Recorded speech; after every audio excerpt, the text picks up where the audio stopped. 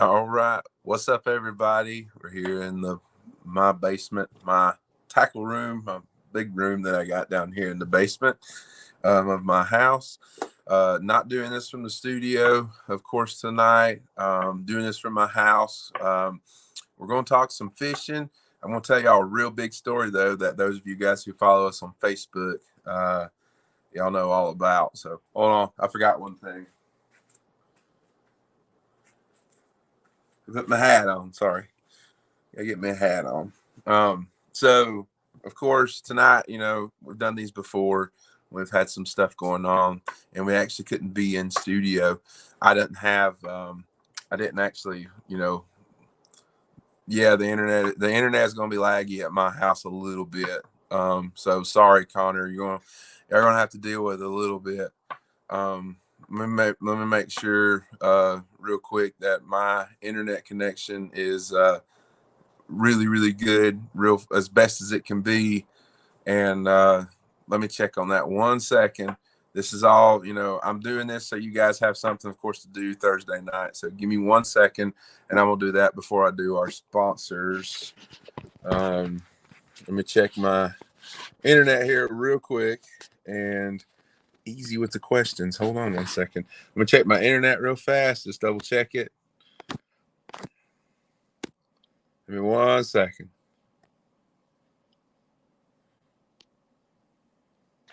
All right, it's running as fast as it will run right now. So you guys aren't used to being that. I don't have fiber at my house actually, so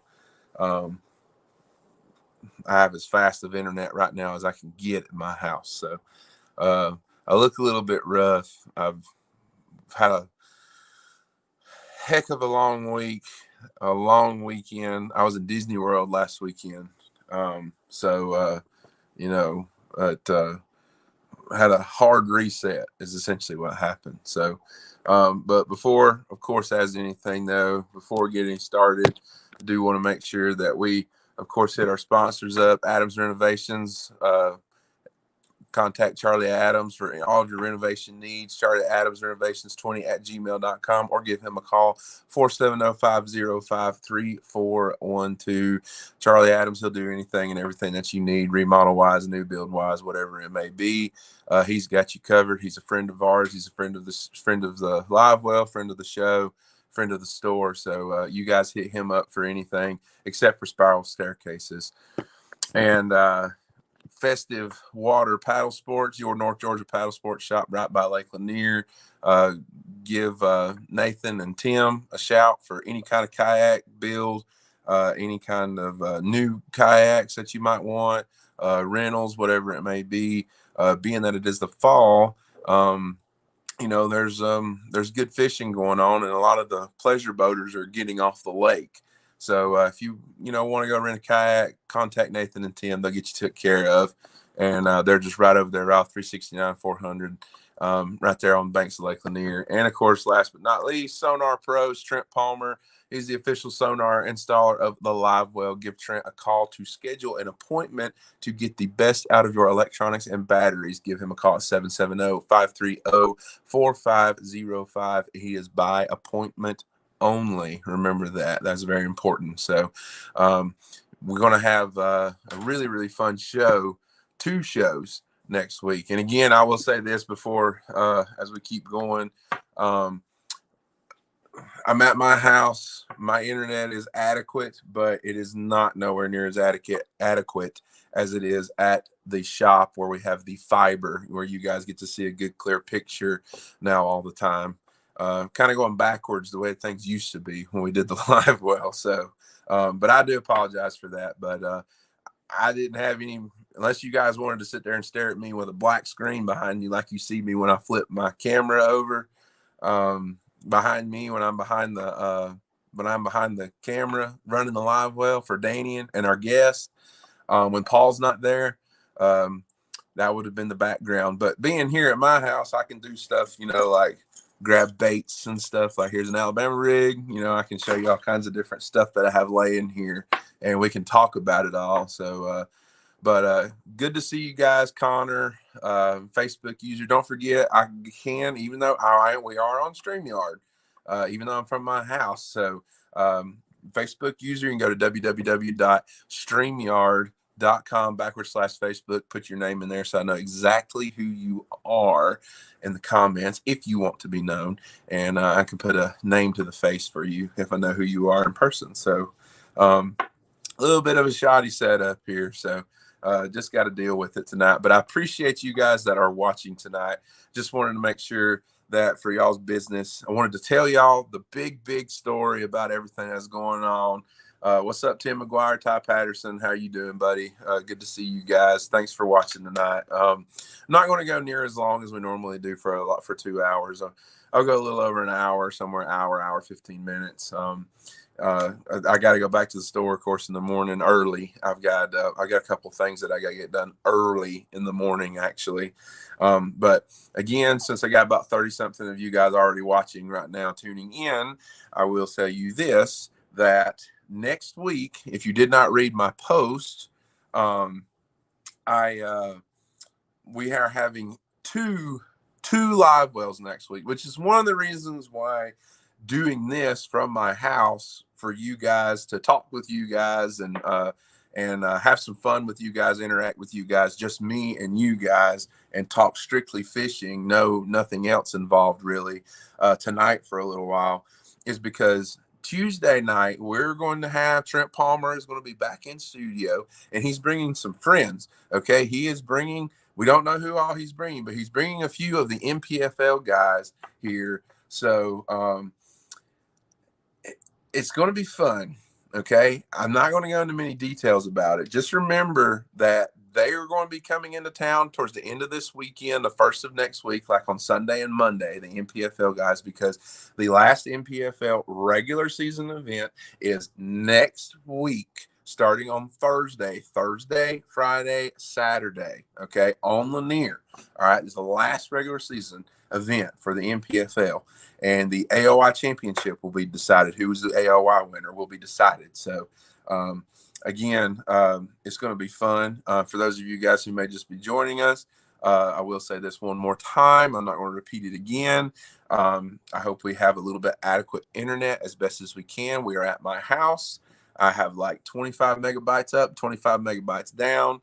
It ain't the fastest. It's not fiber. We don't have 500 up, 500 down like we do at the shop. So I apologize for a little bit of the lagginess on the screen. But we're just going to have to make do with what we can as best as I can right now at my house. So, yeah, so we're going to talk some fishing. We're going to talk some bass fishing. Don't worry, we're going to get to that. But for those of you guys who follow us on the Fish North Georgia group page, which I know many of you guys do, you know, I did something yesterday that I've never done before. And Danny has been filming, Josh and Super Chief Productions and all, and they've been in Helen since Monday evening. Okay. And we're going to talk about the BBT too. Don't worry about that. Just let me get my story out of the way, Ron. Because I'm going to blow you guys' mind. All right.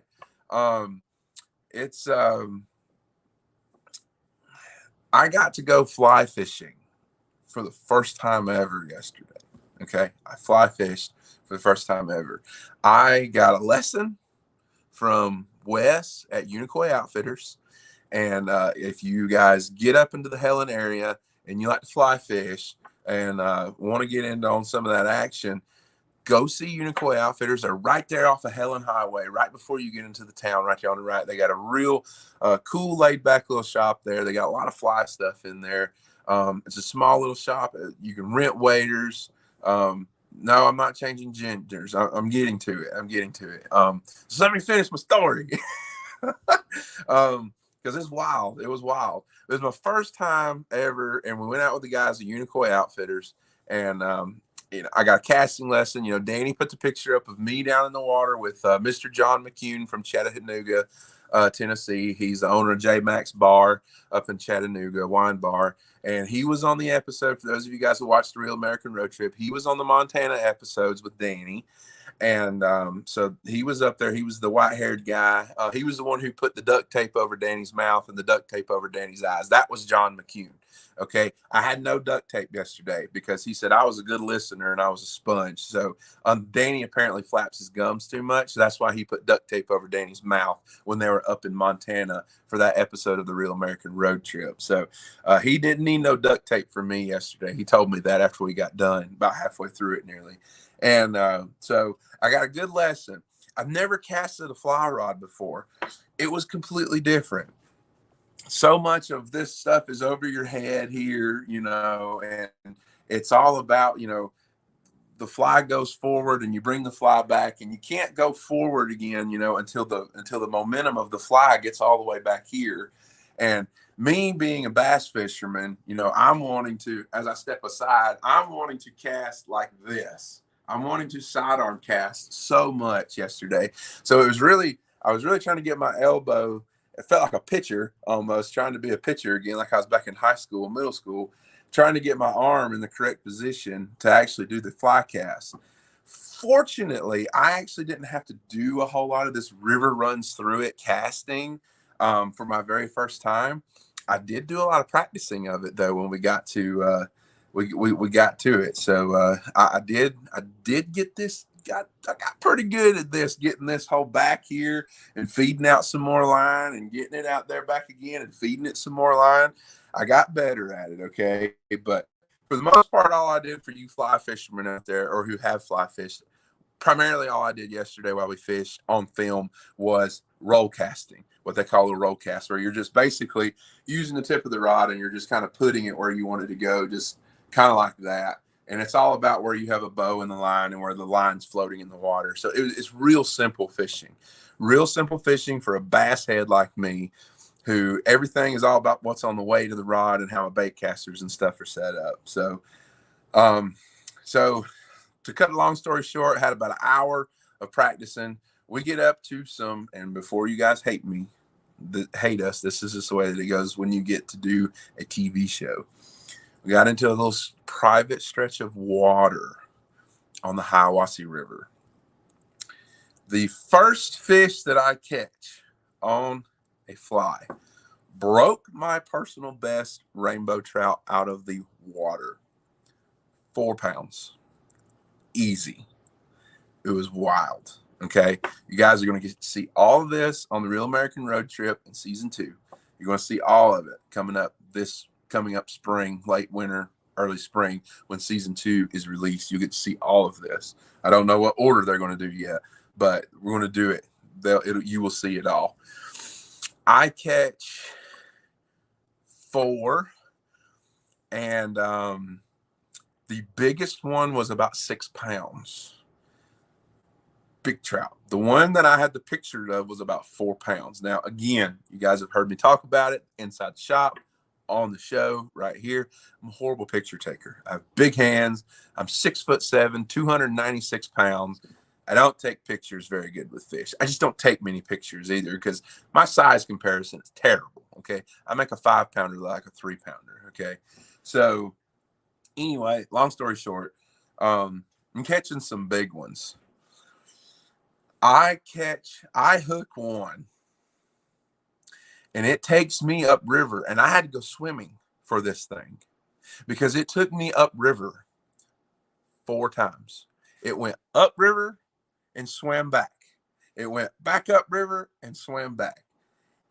It swam by Danny at one point right in front of him, and he didn't say anything, but as I glanced at him, as I'm trying to hold my rod up and keep this big old 9-foot rod with the parabolic bend with 3-pound tippet leader on the end of it from breaking me off, because this was a big fish. It ran upriver 4 times and back down. It runs right in front of Danny at one point where he's in the river. He didn't say anything, but as I glanced over at him when it ran by him, because I was watching it, he looked down in the water and he looked up and he kind of looked off into the distance, and he had the look on his face like, oh, he has a giant. And I did have a giant. So fight it. This was about a 10-minute fight on a fly. No joke. I fought it for about 10 minutes on a fly. Craziest thing ever that I've done with such light line. Finally start tiring this fish out. It starts heading downriver. We're chasing it. It finally starts tiring out. It comes up on the surface and starts kind of wallering. As it wallers,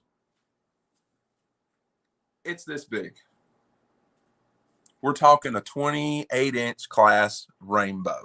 No joke. No joke. Wes goes into the water with the net, and he starts to ease into the water, trying not to spook it off as it was still fighting, because apparently the fish are just really, really finicky if someone approaches them in the water with a net. It comes off about 2 feet from the net. It comes off. When it comes off, my fly goes way up out of the water. I've got about 15 feet of line out. I get hung in a tree behind me when it comes off. That's how heavy it was when it just boing, went back. To say I was heartbroken was an understatement. Wes turns around and Danny's walked over down towards me, and I look at Wes and I was just like, oh my God, that was insane. I said, how big do you think it was? And this was no lie. He said, it's close to 10 pounds. Call it beginner's luck, as Danny said, because he was ticked off that I was catching fish, because Danny only caught one fish yesterday. And he didn't even catch a trout. He caught a cow sucker. That's what he caught. It's called a cow sucker. You're going to see it on the show. It's hilarious. And you come by. We got some pictures of it. Come by the store next week when Danny's there. At the end of the week when we're open. Come see the pictures of it. It was wild. But it was fun. I will say this. It was quite the experience. I actually hooked into 10 total fish. I got my hands on 7 of them. One of them jumped, that big one, I lost it. Another one jumped off, and then another one, I was just fighting it, and I guess I had a fray because when I got it back, it was pretty frayed up. So to explain this before we move on to bass fishing talk, basically all we were throwing yesterday was a cotton indicator up here, or yarn indicator, excuse me. That's the technical term for you fly guys. A yarn indicator, and I had about 2 to 3 feet, and I had a little bitty bug, and then tied to that little bitty bug was another bug about this far. So everything all said and done, from the indicator to the end of my line, was about this much, because we were fishing in pools that were about 3 to 4 feet deep, and the trout were actually hanging out about a foot to half a foot off the bottom. So we were essentially just throwing them into the stream, into the current, and it was floating down, and we're just floating these little bugs right past them. So moral of the story is, though, with this, my eyes have been opened to fly fishing. I'm going to go do it again. Now, before anybody gets in the comment section who's fly fishes and say it, don't come on here and say, well, you're never. Listen, what I did yesterday, there are people who fly fish that will probably never potentially ever get to experience what they experienced. We were fishing a very private, managed section that is owned and managed by a company, place up in Unicoi, that Unicoi Outfitters allows them to use. Okay, they pay for this managed area, and they help pay to keep it managed. So it's a real special stretch of the river that we got access to, that we got to do. So trip of a lifetime, that's really what it was. But my expectations are curved.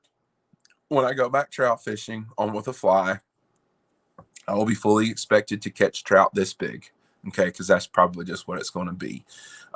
So the next one on my list is I'm going to try to catch a native, a brown or a brook. So hopefully that will come on down the line. So that was my fly fishing experience. I had a blast. It was fun. It really was. I'm going to be a lot more lenient to you fly guys who like to go fly fish every now and again. The area is still private. Well, I think that's debatable. The access to get to it is private. The stream part of it, I'm not going to go into politics on being debated that way. But to get to where we was, to get to where you can get close to where the managing area is without potentially floating down river or walking up river, you just gotta. It's going to be difficult to get a hold of. So, but I'm not going to get into politics of stream, private, non-private, public. I'm not going to get into politics of that. I was blessed. I was lucky. I got to. It was like going marlin fishing for the first time and hooking a 1,200-pound marlin. That was basically what I got to experience yesterday. So, yes, I am excited about fly fishing. I'm going to do it again. It was fun. However, bass fishing is still king in my mind, and I love bass fishing because I can win money bass fishing. I know there's some trout fishing tournaments, there's fly fishing tournaments, but Ryan ain't in no fly fishing tournament no time soon. So don't even worry about that. No, I did not throw a double buzz on a fly run. So, but experience yesterday, really enjoyed it, really loved it. So, you guys get ready to check that out because I kicked Danny's ass. Yes. Now you got, yeah. Okay. So what's up, Paul? So I told him, I said, you got to watch me tonight because you're going to hear the whole story about fly fishing. So, my first ever fly fishing experience. So, green fish do rule though, but I'm going to give the fly fishing guy some slack. I'm actually excited. I hope I get to go again soon. I really would like to go. I'd like to do it again. So, it's just another form of fishing, and I'm gonna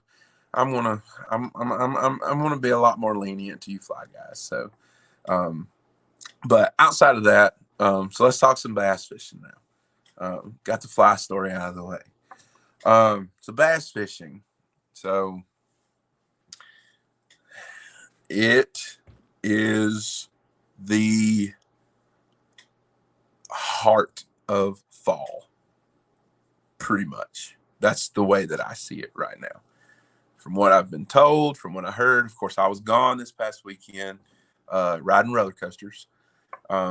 If you haven't already, go to my Facebook page, my personal Facebook page. There's a picture of me that we paid money for, of me on the Expedition Everest roller coaster.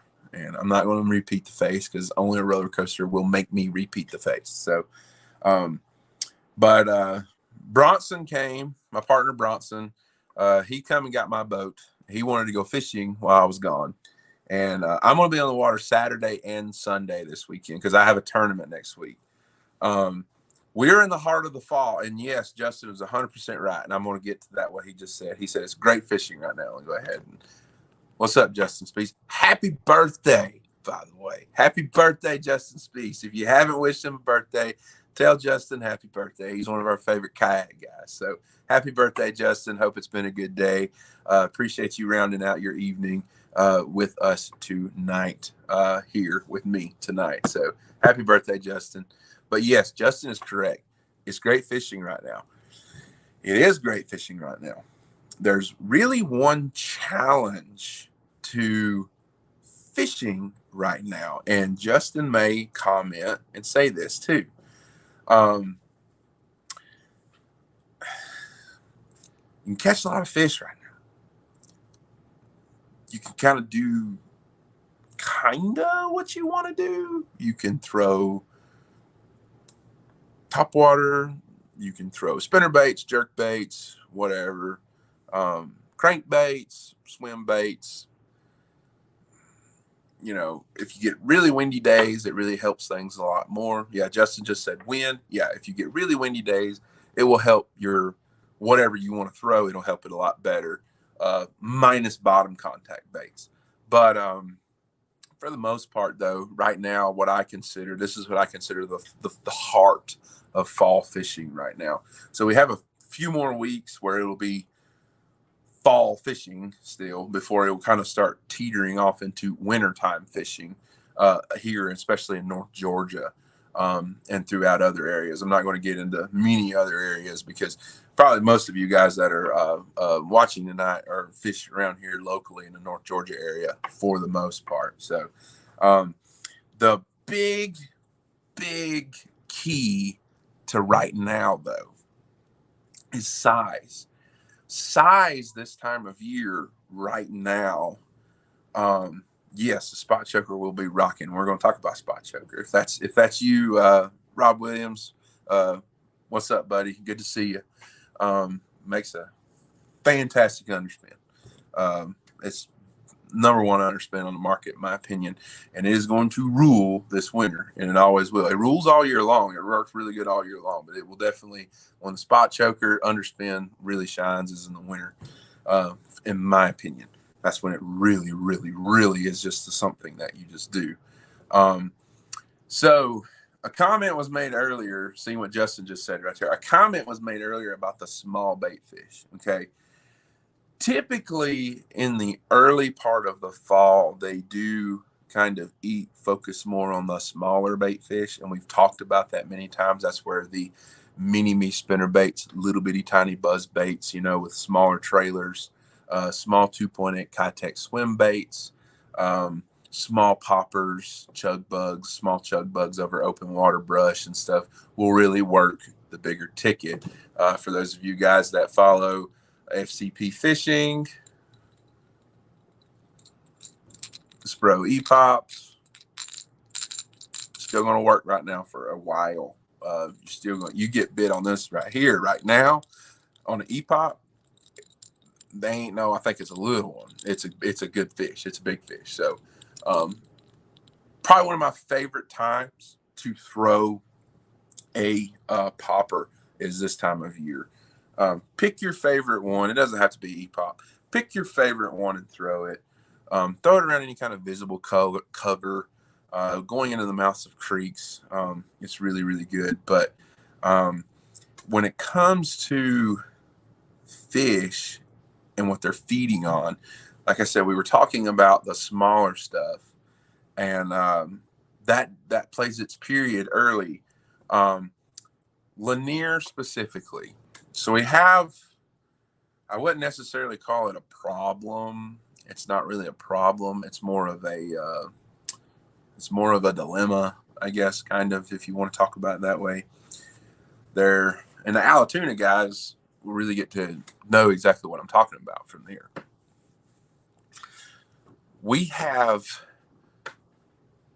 They're sucking Lanier down right now. And you Alatoona guys, they suck y'all's lake down every single fall. They suck it down really far. The one thing that drawing a lake down in the fall will do in terms of the turnover is the turnover, as they continue to pull water through a dam to bring the level down, it will actually pull some of that turnover, and we'll just call it, in general, we'll just call it the turnover for right now as we're speaking on this. It will pull some of the turnover down through and out already. And that kind of changes the process of the actual lake flipping. The lake doesn't kind of flip as hard as it normally should and as it normally would. And yeah, you Alatoona guys only have half a lake during the winter. That's exactly what happens. It goes from 14,000 acres to 5,000 acres, or however many it is. So I don't know the exact number. Brian Marcuson's in the comments. I know he's watching. He can tell you the exact size. Buford Dam smells putrid right now, and that is what I'm getting at. They're pulling so much water through Lanier right now that it's in certain places it's wanting to finish turning over down mid-lake, down the lower end of the lake. Both of the river arms are turned over. Not last weekend, but the weekend before last, I went up the Chestatee for the first time in a long time. It's been a long time. That she's turned over. She looks fantastic. She is a deep green, kind of tealy green color. She looks like wintertime water. The Chestatee does. The Chattahoochee has turned over, and you guys probably remember me saying something about that, especially you members only guys that get my fishing reports from the members only page here on YouTube. The turnover started in September up the Hooch, because by the time the end of September rolled around, we actually was areas of the Chattahoochee where it was actually already looked great, and the water temperature discrepancies, it basically showed that. And then the water clarity and the water quality had showed in areas where the Chattahoochee at the end of September was already turning over.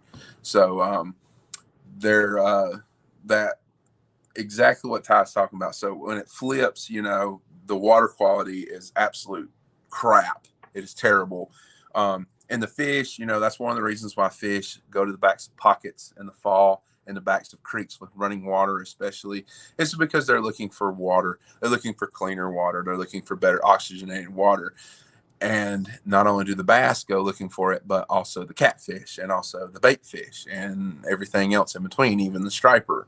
If you got a lake with striper in it, they'll even go back in there into the back as far as 2 foot of water to look for that good, clean water that they want to live in. So, but it's getting over.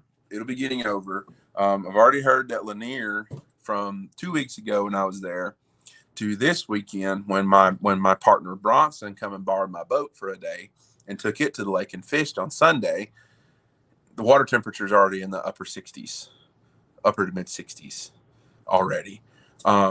If we don't get some rain, there won't be any fresh running water in. We might be getting a blessing for those of you guys. Now, before I say that, before I shoot myself in the foot, weatherman ain't been very good to us right now.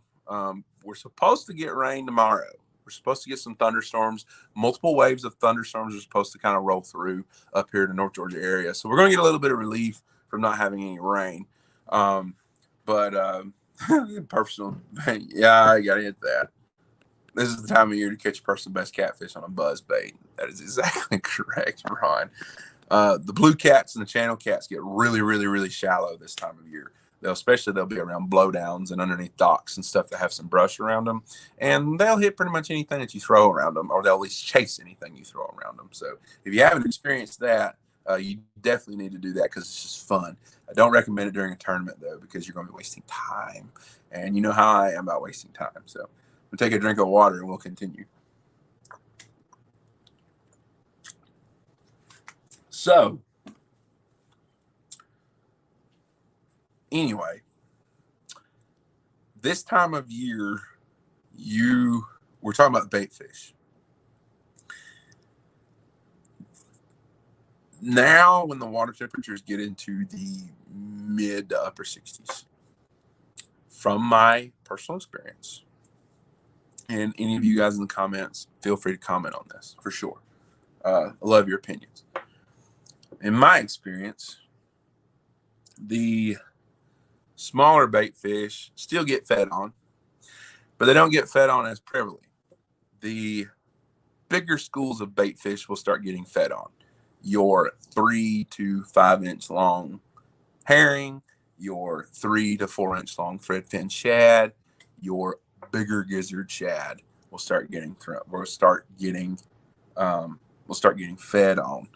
And now that we are getting to this point now where there's fish that are starting to feed on bigger stuff, this, for me, is going to start becoming a factor. This is an A-rig, of course. This is a different A-rig. This is a Diamond Baits made in Alabama. It's a Diamond Baits A-rig. Right here's the label right there. Okay, you see that price, $17.99. It doesn't have a head on it. It's a weightless head. But the heavier heads on here. These are 1/4 ounce heads that are actually on here. No, they're 3/16. My apologies. 3/16 ounce heads on these, and these are 3.3 Kitex. Okay, these are just electric shad, 3.3 Kitex in this Alabama rig. Compare this A rig with this one, where you can throw it shallower compared to a Georgia Blade A rig, just like the same. That weighs a 1/2 ounce head. No weight. Excuse me. No weight on the A rig. But the A rig, this is starting to become one of my favorite times to go and pick up an A rig. You guys that fish electric only reservoirs, this is king. You guys, I know all you guys that come in the store, y'all love throwing A rigs. That's what y'all like to do. And that's all perfectly well and fine. But the A rig seems to dominate on the electric only reservoirs. And I know a lot of guys throw the Tim Whites of the world. They like to throw the A rig. Justin Reynolds they're A-rig guys. There's several other you guys that are big A-rig guys. So, but one A-rig that I'm really, and we're going to be getting some of these in the store, but if you want to get one before the weekend, you can head over to Hammond's and get one. This is the new small A-rig, the mini umbrella rig from Georgia Blade. This is the smaller version of it. You can see here how much smaller it is. As you guys have met me in person, you know how big my hands are. That's how big that A-rig compared to the full-size one here. There it is compared to the other one. You can see right there. It's smaller. Okay, it's considerably smaller. I'm really excited to probably try that one on because it's going to be a little bit smaller of an actual profile. The arms are not going to get. Yeah, we have some spot chokers right now at the store. There you go. I got 2 over 3 pounds on Saturday on the mini A-rig, and I'm glad you're already throwing it because, of course, I haven't been able to fish in 2 weeks. I actually bass fish. I'm going to tie this on for this weekend coming in. So that's good to hear. I'm glad to hear that. Glad you proved my point. I'm really thinking that this is going to work a lot better. This is new from Georgia Blade. They just came out with them this year. You can go to Hammond's Fishing Center. I know they have them on the wall right now, the mini A-rig. So if you want to try one, you want to get one right now, go to Hammond's. Tell them Fish North Georgia sent you. So as we transition here and as the water temperature gets to this point now where we're in the upper 60s and it's going to start cooling off a little bit more, with the weather that I see coming up the next week, we're not going to get a substantial drop in water temperature because the weather, if the weatherman is right, we're not going to get a substantial drop in water temperature because the weather is kind of staying the same. We don't have any real cold mornings or nights coming up anytime soon. I think the lowest that I saw was going into next weekend, and I saw low 40s, I believe is what it was. But for the most part, this weekend coming into next week, water temperature or air temperatures, upper 60s, low 60s, upper 40s, low 50s. It's not going to substantially change the water temperature. The water temperature will kind of stay relatively the same. You may see some few little areas where the water temperature will drop a little bit, but not the substantial where we need, it's getting wintertime by it now. With water temperature still being in the upper 60s, all options are on the table, but there are going to be many options. Many of those options are going to produce better bites compared to other things. Outside of Alabama rigs, outside of spinnerbaits, I'm going to be taking the mini me off. I'm going to be throwing a regular size, like War Eagle style spinnerbait, much one like this one right here. We'll be looking for a little bit stainer water. It's got a little bit bigger blades on it here, just this little War Eagle one like that. The bigger ones will come into play. The spinnerbaits will. Justin Speece watching, he's going to love hearing that. I know he does. But another critical bait that it doesn't matter where you are, it doesn't matter what you're doing, what lake you're fishing. Another critical bait that's going to come into play is right here. And that is a square bill crankbait. This is a 2.5 KVD square bill 2.5 crankbait. It has much bigger hooks. These are not stock hooks. These are bigger hooks. The square bill crankbait bite, you will be able to, if you're in a boat, you will be able to put the trolling motor down in certain areas. Look for flats going in the backs of creeks. Look for structure going down the bank.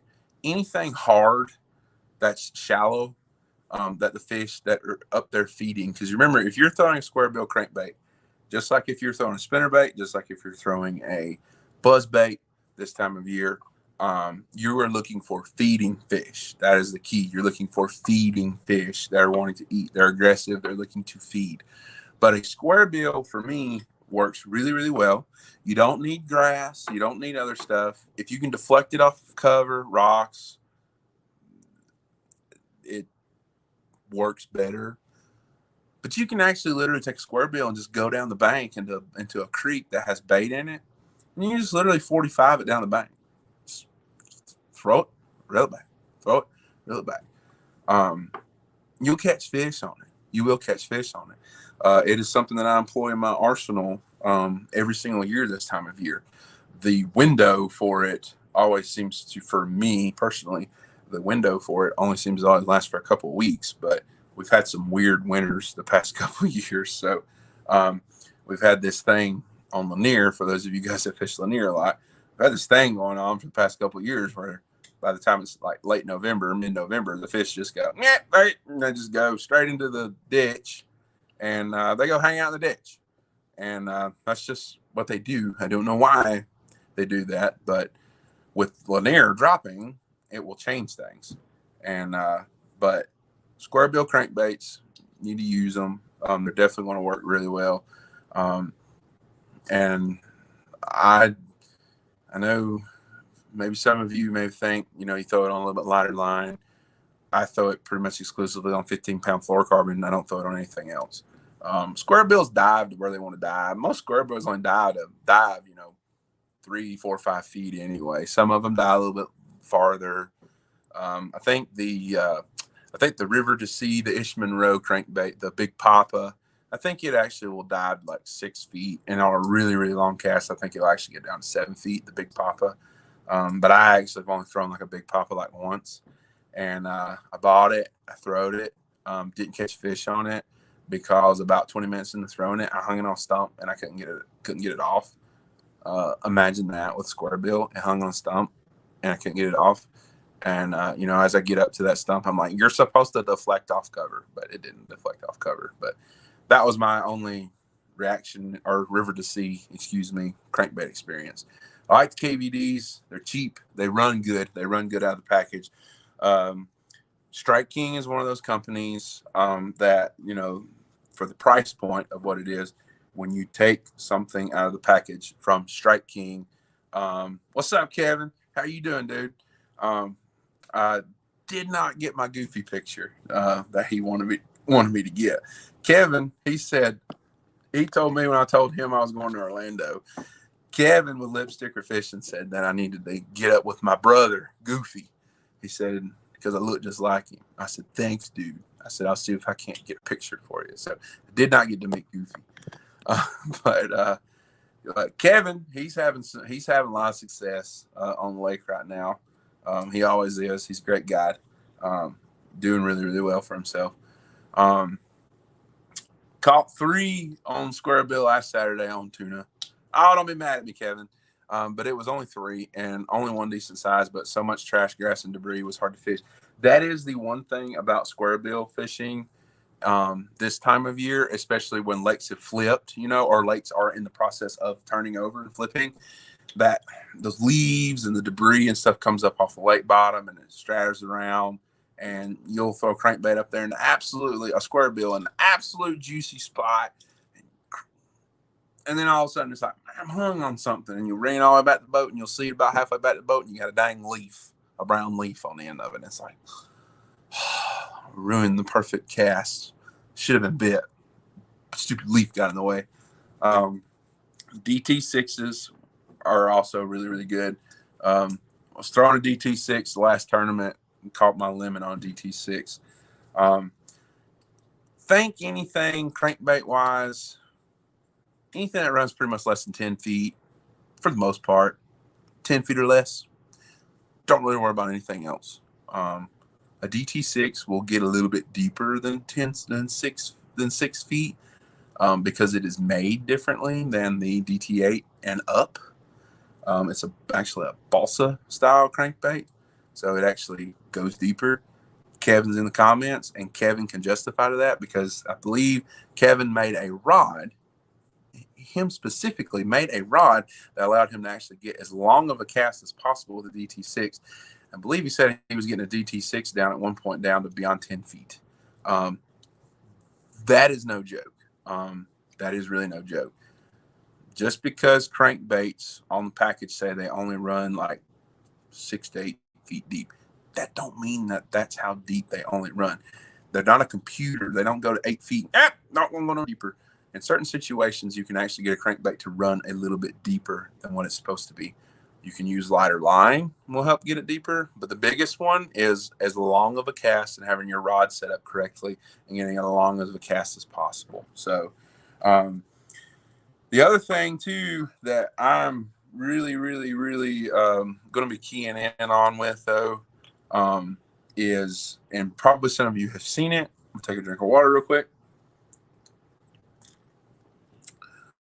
Is the new 6 Sense Divine line through swim bait heads.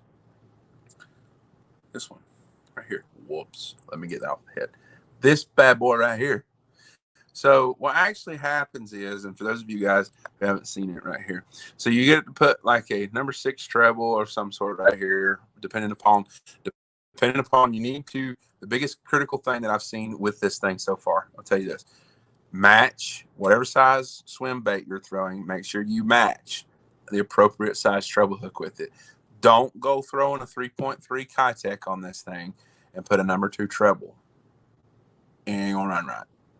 Okay, but these things are really, really cool. So I've cut this off of my rod. I was out on the boat, and these things are really, really cool. If you haven't seen them yet, they're really, really awesome.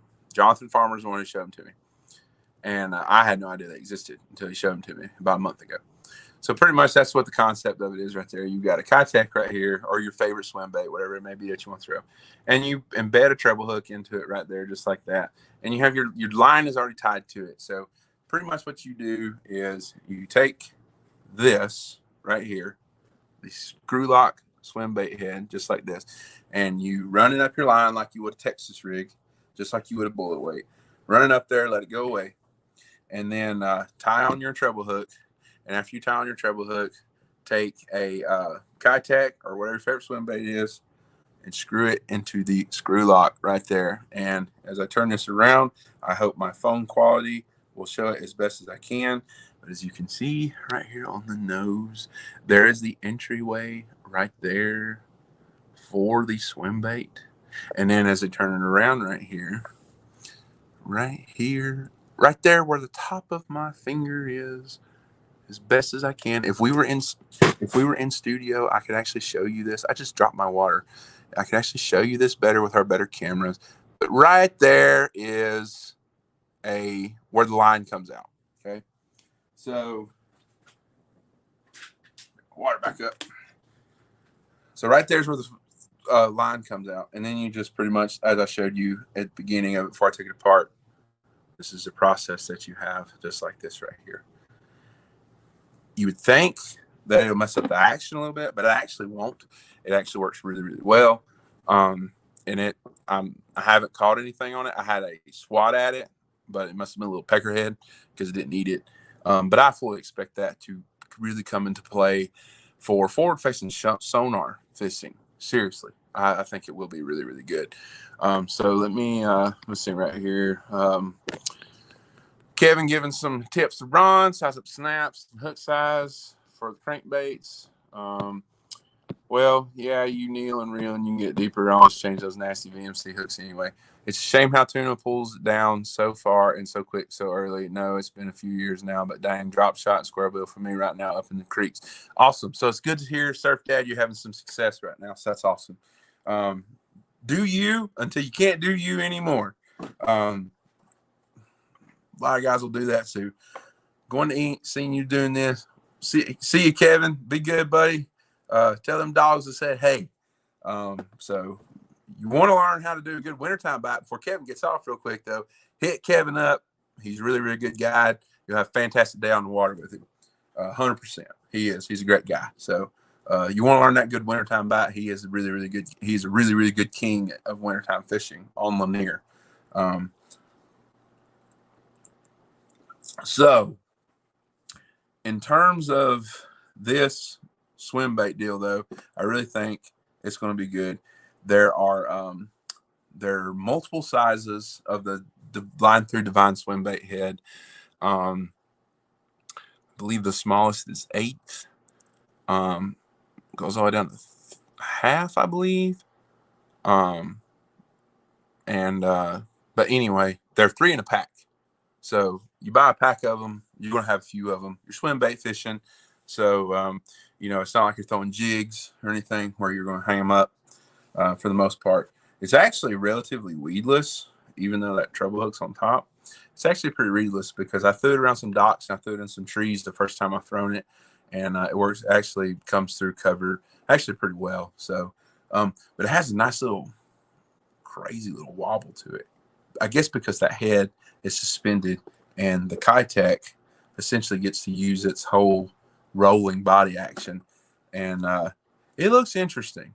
And I fully expect it to be a player. So you guys that are watching, check out those. If you don't already have some, get some. The 6 cents line through divine swim bait heads. I believe that's what they're called. I know they're called line through swim bait heads. They may not. Divine may not be in it. I know 6 cents has this obsession with divine, but whatever. Justin Tripp, if he's watching, answer that question. Why? But yeah. So bait fish stuff, like we've been talking about, crankbaits, swim baits, spinner baits, jerk baits. The last time I fished, jerk baits played a big role for me. The Sebile bite, I'll get on that here in a second. We're fixing to talk a little bit of tournament talk before we get off this, though, because Ron asked a question earlier about the BBT, and we got a couple. We got two big tournaments on here this weekend. I know of. I don't know about Allatoona. I guess the next real biggest one on Allatoona is the Toys for Tots, which will not be out of. By the way, it will not be out of Victoria. So any of you guys who are thinking about fishing the Toys for Tots tournament on Lake Allatoona will not be out of Victoria because Victoria's out of the water now. So they'll be moving it to the Blockhouse for that tournament. So just go on their Facebook page. Remember that. I'll confirm with Ron McQueen, Danny Perdue, John Drew, those guys. Confirm with those guys to make sure that I'm telling you 100% correct that is the case. So, but I was told that Victoria's already out of the water now. So, it is what it is. It's the game you got to play on Allatoona. But bait fish stuff is going to continue to remain real prevalent throughout this fall. So the biggest advice, though, that I can tell you from me personally, the biggest advice that I can tell you is definitely keep moving. Cover a lot of water. Cover as much water as you can. Do the best that you can with whatever ability you have.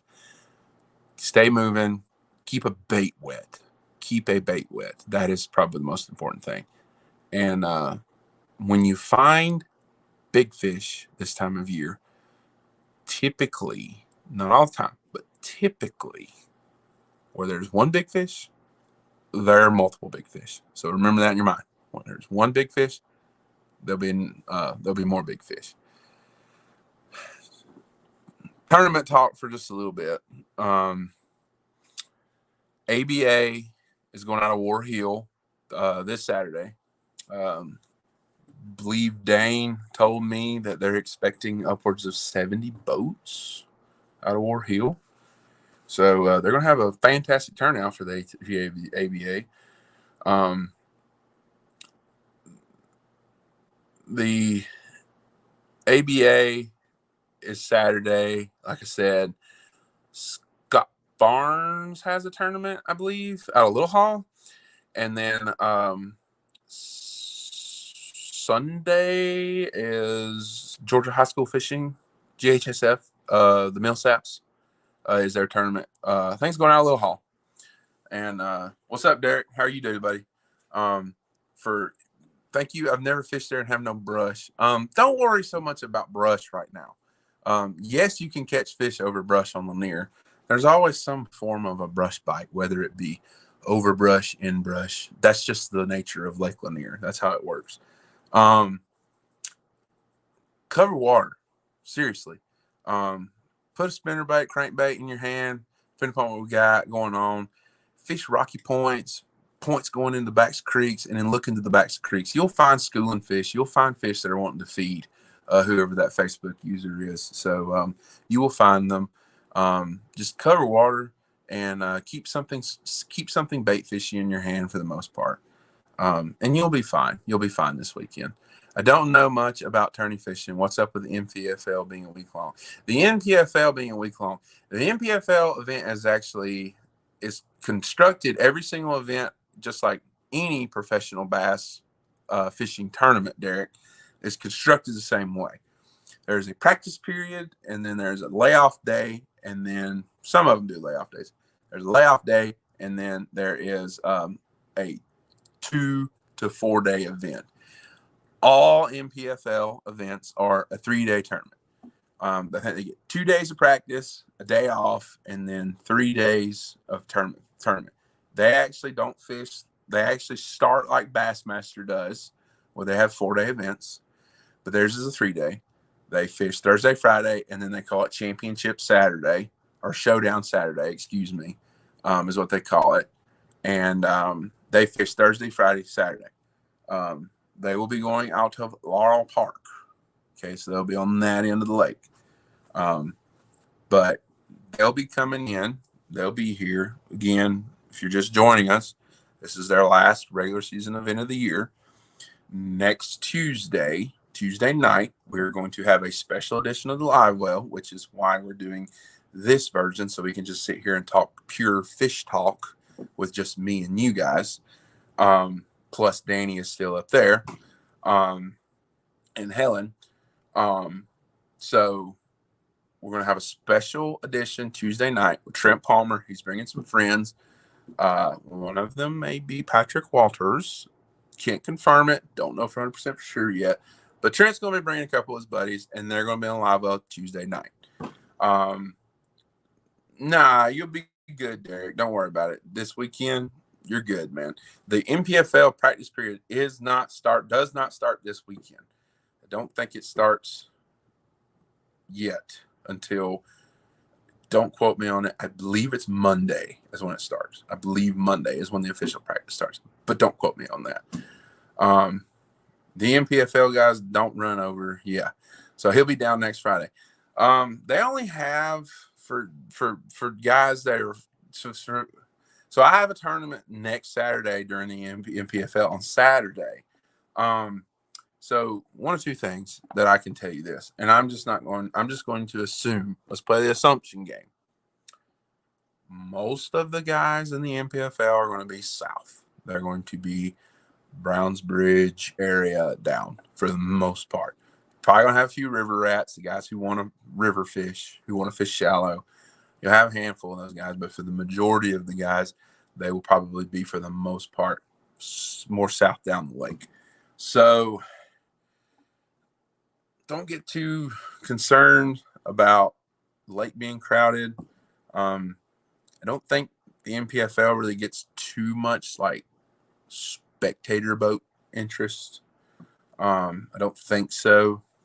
They only have a handful of cameras anyway. They're not a big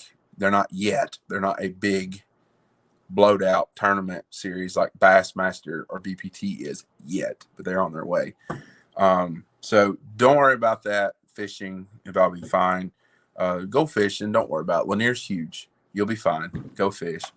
I have fluke, spoons, Sabills, everything you think of. Yeah. So the Sabill bite is there on Lanier right now. I can just go ahead and tell you that. There is a Sabill bite. Just roll up to some points, man. Look on your electronics. Roll up to some points. Points at Mouse Creeks, points right off the main lake. Just go out there and go chunk a Sabill. So just go out there and chunk one. You'll find some fish. Don't worry about that. Cover water. Biggest advice I can give you: cover water. Seriously, from the bottom of my heart, cover water. So Derek, I hope you and your dad have some fun next weekend, though. But Brian, don't worry about them running over you in Thompson Creek next weekend. Tournament season around here has kind of picked up a little bit more now that it's fall, winter. Those guys like me who fish tournaments through the summer for the most part. Now, some of you guys also do too. Tournament season never really ends for me. There's never an off season. It's something always. But for the most part, it's what's up, butthead? What's up? Trying to figure out whoever you are. Just got off the lake.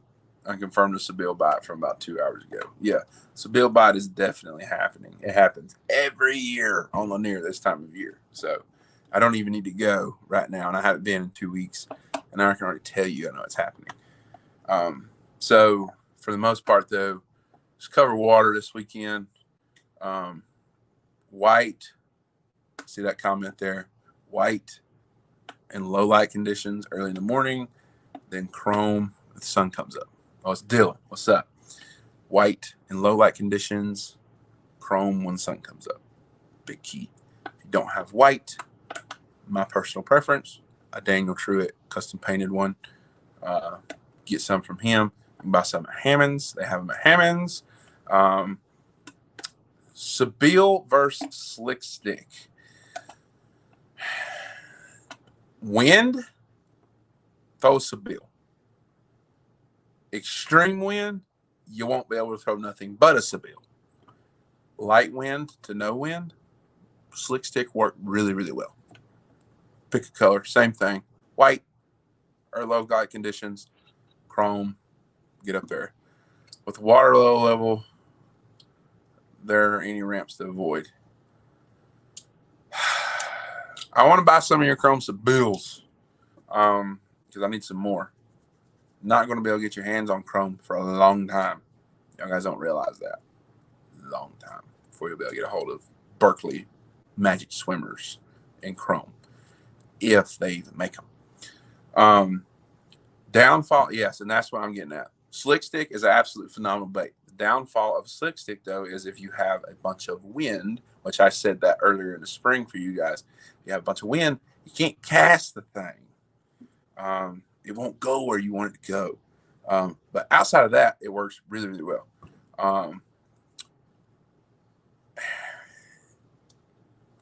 Pick your poison and go with it. But the biggest thing is with the wind, if the wind gets up real good, the only thing you're going to actually be able to throw is a Seville because they weigh 3/4 ounce, especially the 125s. Ron, we're going to change that, buddy. Don't worry about that. We're going to get that. We're going to get that changed. Don't worry. The sashimi, Bronson bought a sashimi, and I know several of you guys have sashimi swimmers as well from Spro. Everything that I've heard about them is they're fantastic. I actually do not have one yet, believe it or not, and I am a tackle junkie. I have all kinds of stuff laying around here everywhere, and then in boxes and stuff and everything else in the boxes. And I've got all kinds of stuff laying around. So I'm a tackle junkie.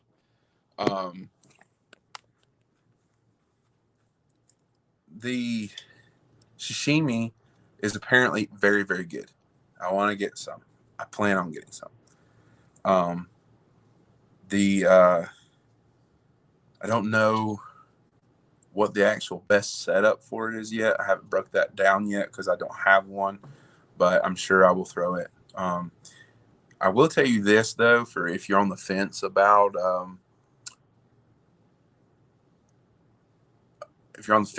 buying a sashimi, for example, if you're on the fence about anything Spro don't make anything bad. Everything Spro makes is really, really good.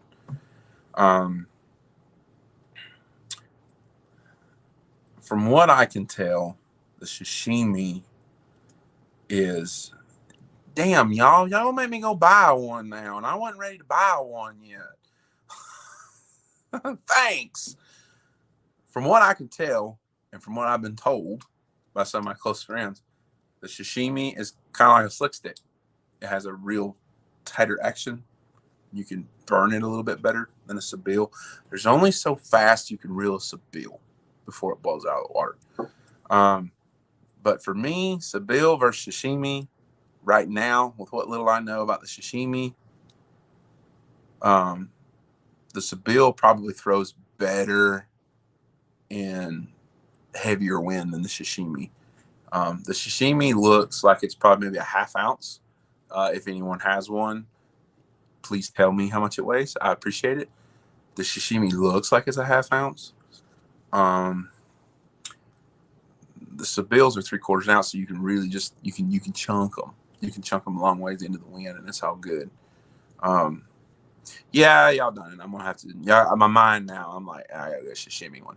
The bigger one is 3/4. Oh, okay. I didn't know that. So that's awesome. Okay, so if speed is king, so with that being said, if speed needs to be king, if the fish will not chase the slower moving Sebile, then the sashimi is going to be the ticket because you'll be able to burn it faster.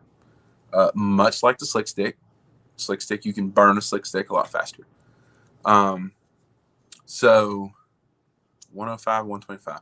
For me personally, if I was doing this right now and I had a sashimi, this is exactly what I would do this weekend. Because like I said, I'll be fishing Saturday and Sunday. I would have a Sebile laying on deck on one rod, and I would have a 105 sashimi on the other. I would throw the 125 Sebile if they're wanting some bigger bait. Are they feeding on bigger bait? And I would throw the 105 if they're eating on a little bit smaller bait, that anywhere from that 3 to 4 inch range bait. When they're eating on the bigger blueback herring or bigger gizzard shad type bait, then that would probably be where I would pick up the 125 Sebile. But I would have them both laying there ready to go. I am not going to be able to fish the ABA. I've got a prior engagement that I have to handle this Saturday. I am fishing Saturday, but I have an engagement that that will bleed into the ABA fishing time for the tournament. So I cannot fish the ABA. I hate it. I will be at ABAs coming up. Don't worry. But I cannot fish the ABA because I do not have enough time allotted for my prior engagement that I promised my wife I would do. There, I said it. Not going to go into no details about it, but it's a family thing that I have to do. So I'm not fishing ABA. What's up, Casey Blunt? How you doing, dude?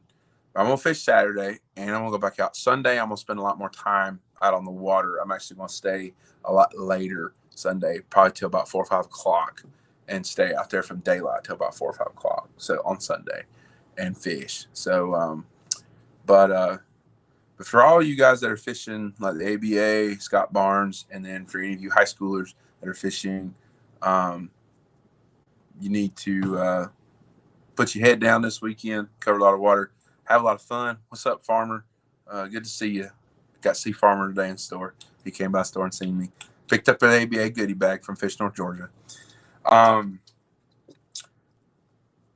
Cover water this weekend, and don't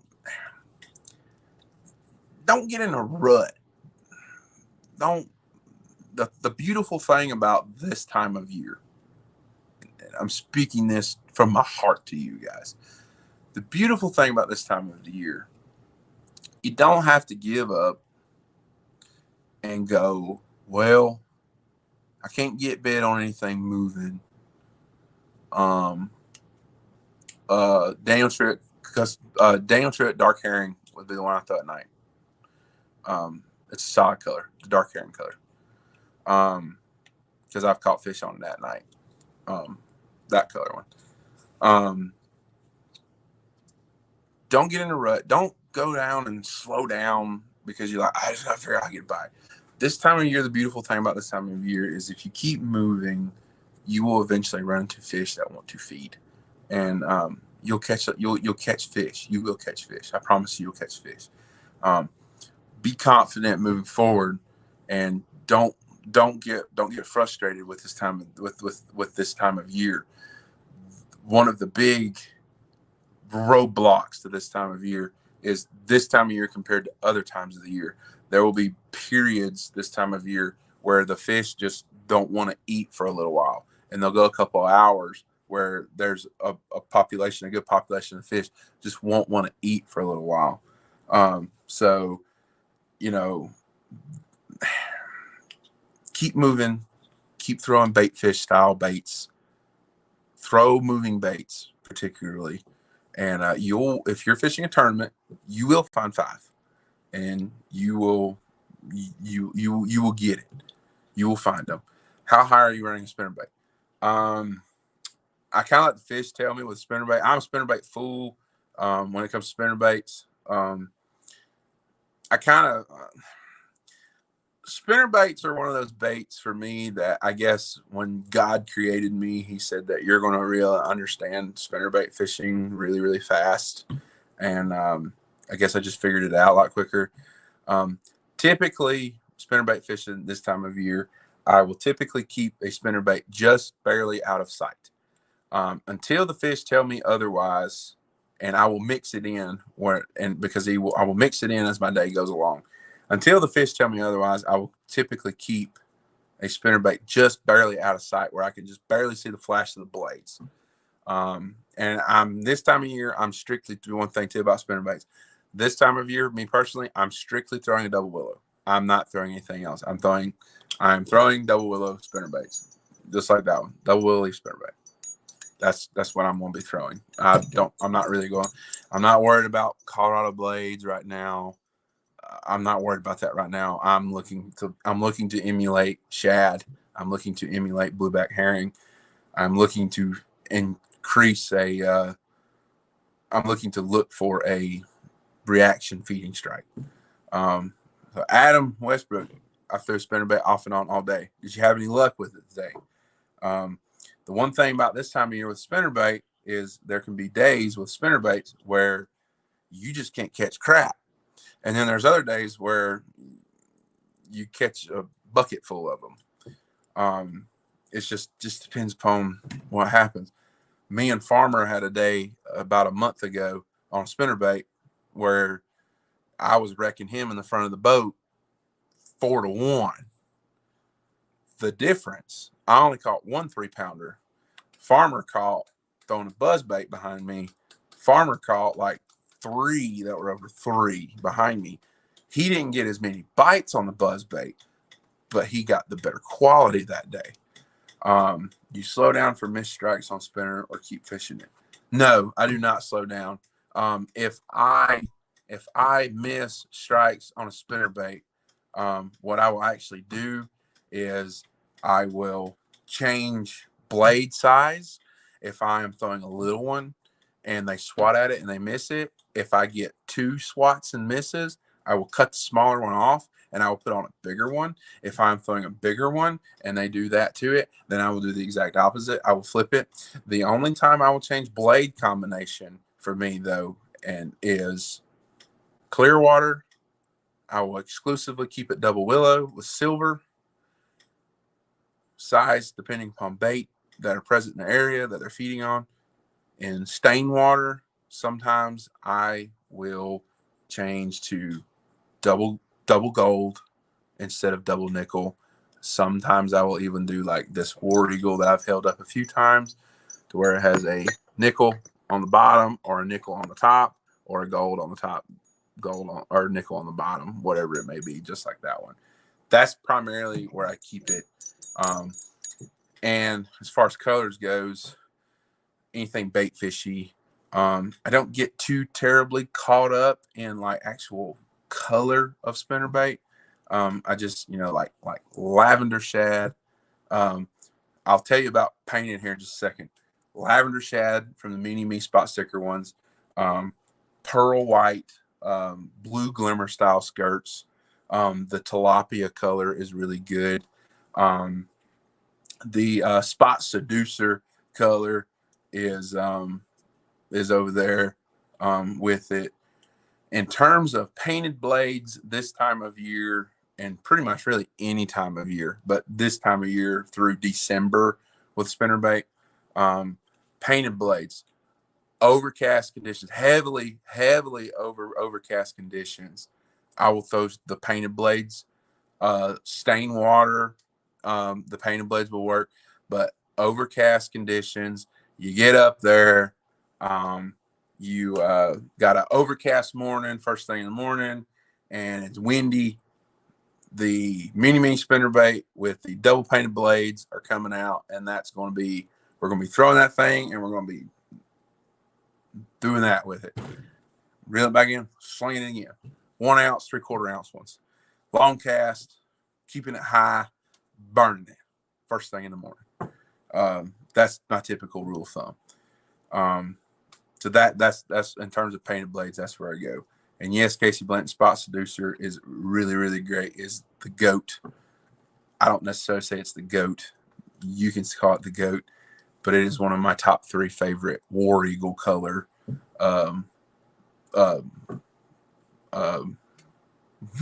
War Eagle color skirts. It was eluding me.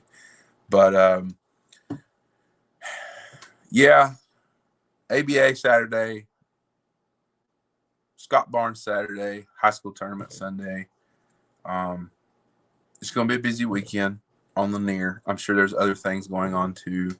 And then we'll get to see what all these guys and girl, Stephanie Hemphill, from all over the country, how they will react and how they will go to Lanier and what they will fish with how they will fish going into next week. The Screaming Eagle War Eagle is also really good. I only have one major gripe with the Screaming Eagle War Eagle spinnerbait, and that is the arm. The arm is small. The arm with that small wire, that arm, it flexes so damn bad that when you catch about 3 or 4 fish on Screaming Eagle spinnerbait or from War Eagle, you got to cut that thing off and tie on another one because you might just lose another one. What Farmer just said, he just reminded me of something. The lake is over 6.5 feet below full pool if you're on Lanier. Allatoona is, of course, obviously coming down and continuing to coming down, and it's probably farther than Lanier is down right now. Please pay attention to your surroundings. Please, please, please, please, please pay attention. I do not want to hear of anybody getting hurt. I do not want to hear of anybody losing a lower unit or anything like that. Please pay attention. If you're on Lanier, there's going to be brush piles that people have sunk that at full pool, they're 6 feet below the surface. You can run right over top of them. It's not going to affect anything. You're not going to hit anything. Now some of those brush piles are going to start sticking out of the farmer or sticking out of the water.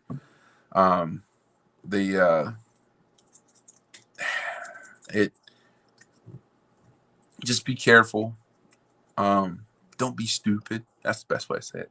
Don't do nothing dumb. Don't run aground. I will tell you this, Saturday from daylight till about 1 o'clock, 1-ish, somewhere around in there, I'll be on the lake on Lanier.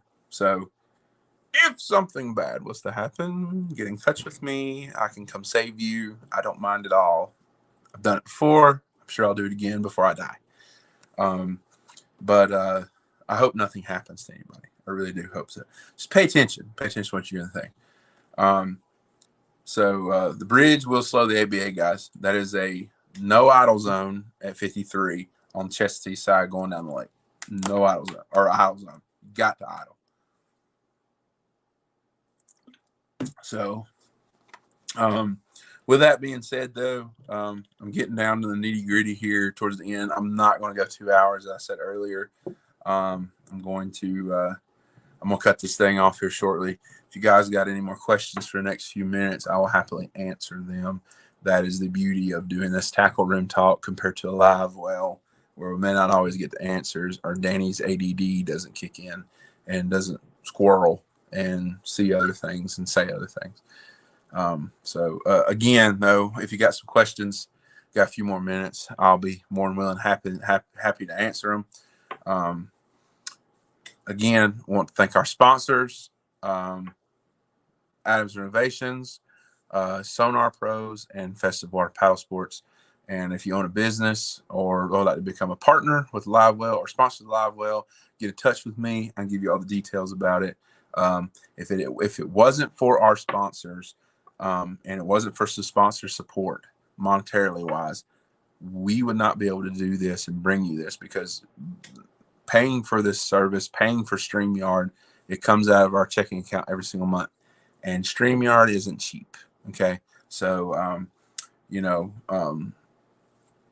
without our sponsors, we appreciate their support.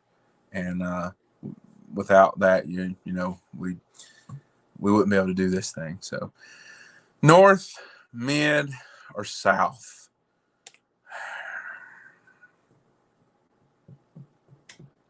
What's up, Tracy? North, mid, or south? Depends on what kind of fisherman you are this time of year. Right now, mid-lake for me. Mid-lake for me right now. Going north a little bit. That's for me personally. Top water on Lanier. Let the conditions dictate it. If they keep coming up school, and see if you can't get a topwater bite. Run a topwater bite right now until it's 12, 1 o'clock, and it's just like, screw it. They won't touch it. I'm throwing it right in their face, and they won't eat it. Then do something different. Yeah, I would say mid, going north. That's kind of where I would say right now. For me, south right now, way south right now. I still think a lot of the fish on the south end of the lake are a little bit more scattered. On the south end of the lake, they're still kind of doing their summertime thing still, from what I've heard. They're still kind of hanging out over brush piles, wanting to come up and doing stuff like that. So for me, right now, mid lake up. That's primarily where I'm gonna stay.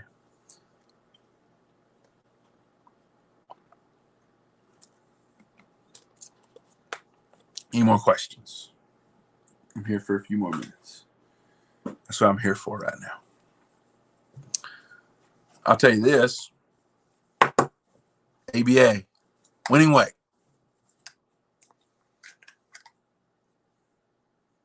18 and a half. 18 and a half. Big fish will be over 5. Guaranteed. Over 5. Well over 5. Believe a group page member, Jason White, I believe is his name. I think he caught 7-pounder, over 7-pounder on Lanier. He said it was 7. It looked bigger than 7.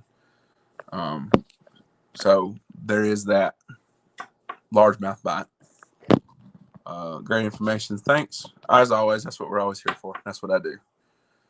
I don't know about no 20-pound bag. I don't know about 20-pound bag.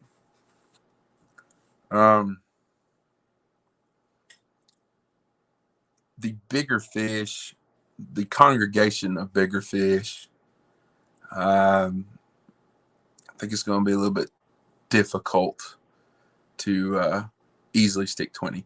Now, if Alex Prince shows up, then I guess he's going to win with 20 pounds. This is probably what's going to be. But I say it's going to be somewhere between 18 and 19. So we'll see. But I don't think it's going to take 20 to win the ABA. The guys who would definitely bust 20, they're not going to be fishing the ABA. They will be at Little Hall. The guys who will definitely bust 20, they won't be fishing the ABA. They'll be fishing Little Hall with Scott Barnes. No offense, farmers. Am I still throwing a horny toad this time of year? With the lake on Lanier coming down right now, and a lot of my stuff that I throw horny toads around is actually way out of the water. So I haven't picked up a horny toad and thrown a horny toad in about a month and a half, close to it. Yeah, about a month and a half. That's the last time I've actually thrown it.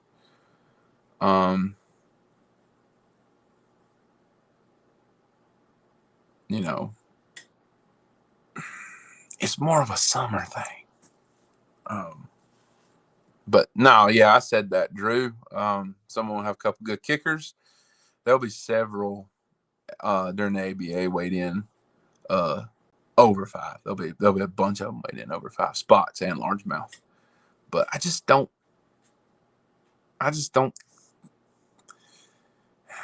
Fishing is good. Right now, 20.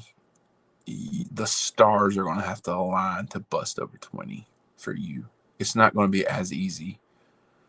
Someone catches a 7-pound largemouth though to go along with a bunch of 3.5, 4-pound spots though, then yeah, you got over 20 pounds easy. But who knows? I hate guessing weights on tournaments, but it just is what it is. I'm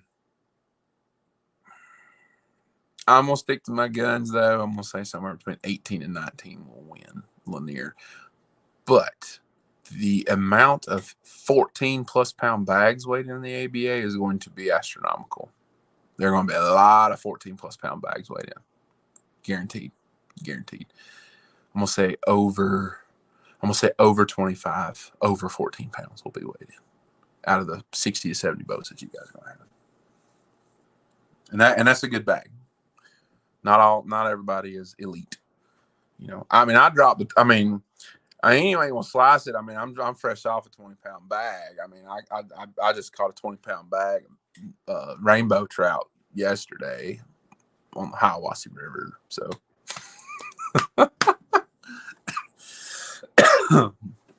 but fresh off of mag bag. In all honesty, though, the guys who consistently go out there and catch 19 to 20 pounds on Lanier consistently. I've busted 20 a few times on Lanier. But it's always been around herring spawn type stuff, pre-spawn stuff. I typically always kind of get a good bag of largemouth in the spring, like strictly on spinnerbait fishing, like way up one of the river arms. I always seem to find a bag of good ones, like once. I get like one good bag of largemouth on a spinnerbait in like March or 1st of April. And then, all right, there it is, 20 pounds, 19 pounds. And I used up my token. I deposited my quarter for the spring. That's it. I won't be able to get another quarter until May when the herring spawn. I just won't. But for the most part, the guys who stay out there and live on the lake, they got it dialed in, and mad respect to those guys. They do exactly what it takes to consistently go out there and kick people's teeth in. So, but it'll be fun weekend. Fishing's going to get really, really, really good. Fishing is good now, but fishing is going to get even better than what it is right now. For those of you guys who haven't experienced it yet, y'all know nothing yet. With the lake dropping, with Lanier dropping, it's going to be wild this winter. It's going to be real wild this winter. It's going to be fun. I might bust a 20-pound bag this winter. Goofing off probably will happen. The A-rig, yes, A-rig. We talked about that earlier, Casey, before you got in. It's A-rig time. A-rig will come into play. There'll be some fish caught over the next month on A-rig. For those of you guys who are coming to Lanier for over the next month or so, the A-rig will play basically until the water temperature drops below 50 degrees. For some damn reason, once the water temperature drops below 50 degrees, they don't want to chase an Alabama rig anymore. It's really weird on Lanier why it does that. But right down to 51 degrees, they'll eat it. You got to find them. They'll eat it. One or two things will happen on Lanier with the A-rig. You'll catch 2 to 4 2-pound spots at one time, or you'll catch 2 4-pound spots at one time. And you might have a third one on, and you'll definitely 100% lose that third one, and you only get 2 of them in the boat. That's A-rig, baby. That's the way it works. So,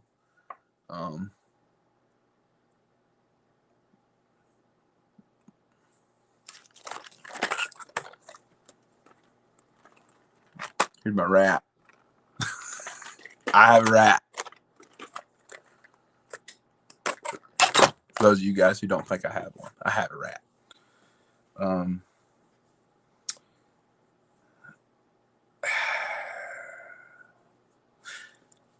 One thing, I will tell you this. I will tell you guys this. One thing that you need to think about throwing sooner rather than later is a demicky rig.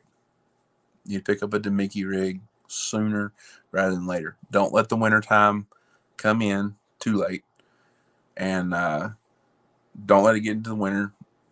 Another bait that I will give you guys to throw now rather than waiting is a spoon. I think I got one laying around here somewhere and all this junk.